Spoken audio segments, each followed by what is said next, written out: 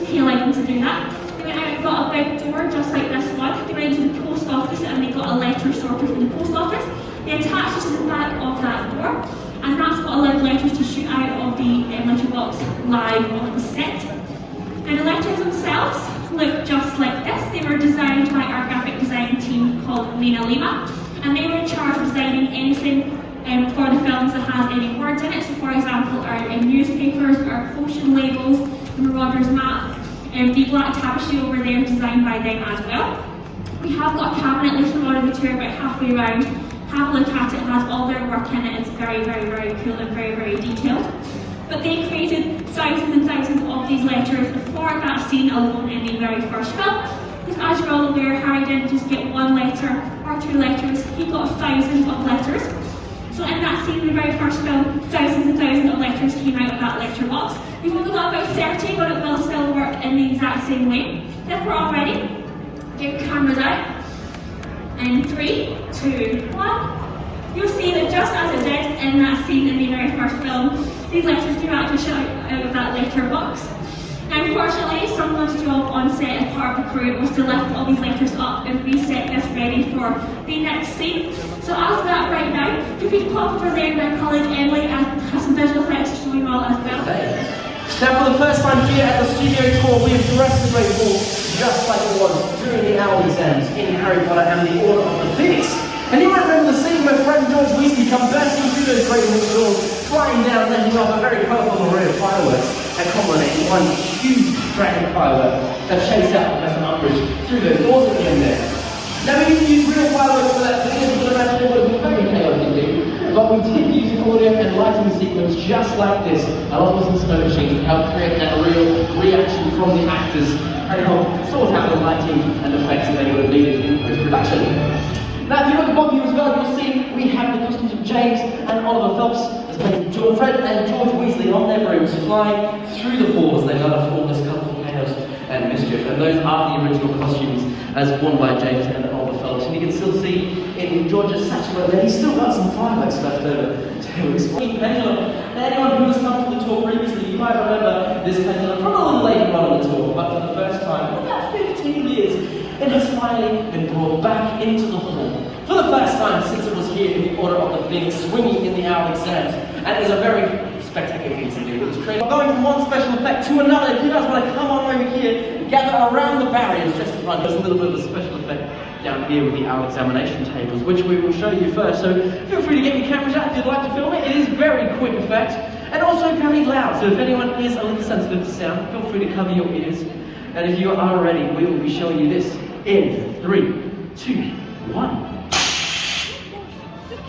Just like that, a little bit of a shock. But we had about 50 of these tables laid right down the centre of the hall for the OWL exams, each with a small hole concealed in the centre with about 100 psi pressurised there, which would have pushed the button, would launch those papers up into the air, just like they did when Fred and George Weasley come flying through the Great Hall, launching all those exam papers up into the air, which you might remember in the film, and that's exactly how they did it over here. Probably one of the fan favourites of the film, yeah? No, you're right.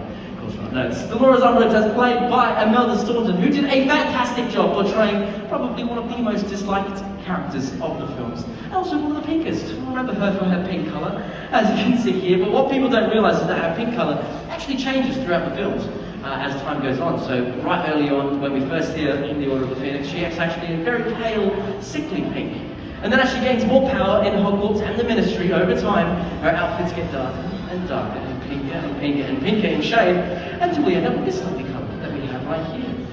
Quite a number of costumes in the films do this, and you'll find that out a little later on. Even some is Hagrid.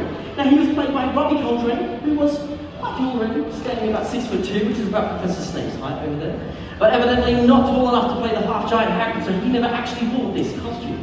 This one in particular was worn by his body double, whose name is Martin Bayfield, an ex-England rugby player, standing quite tall as well, at 6'10", but still not tall enough, so they put stilts in his shoes, they padded out his suit, they even built him an animatronic head, which looks just like Robbie Coltrane's and works to this day, 20 years later, in the Creatures area, you'll see it later on, altogether to make the 7'6" half-giant we know and love as Hagrid, and especially when the 5'5" stands next to him, you can see the difference. Recreate flying around on brooms and giving them the grace of something that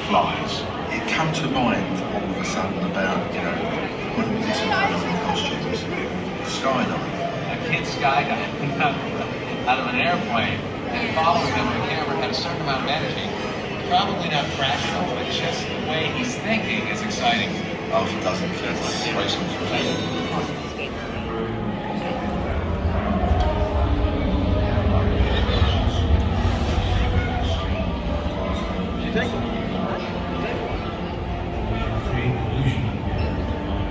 Do go back and see it before you head into the forest. It is really beautiful.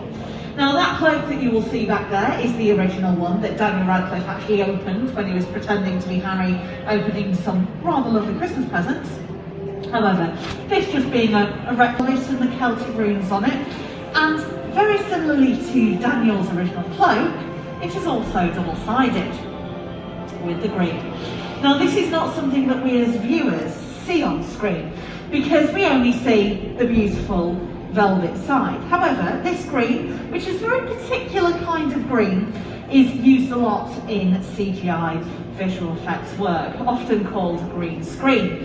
It's actually chroma green, and the reason we use this colour is because it's the least likely colour to be found in the human face. Basically, if your skin is this colour, we've got bigger problems than making the film believable. But what we see on screen, you see Daniel Radcliffe unwrapping the cloak, having it for all to see. You see me on the screen there, and then he flings it around himself and disappears. Rather exciting for what we see on screen. However, on set, it's just somebody wrapped in a green sheet, like I am now. It's not too exciting, and it requires a lot of imagination. But this is the reality of filmmaking. This is exactly what those 11-year-olds were doing in The Philosopher's Stone.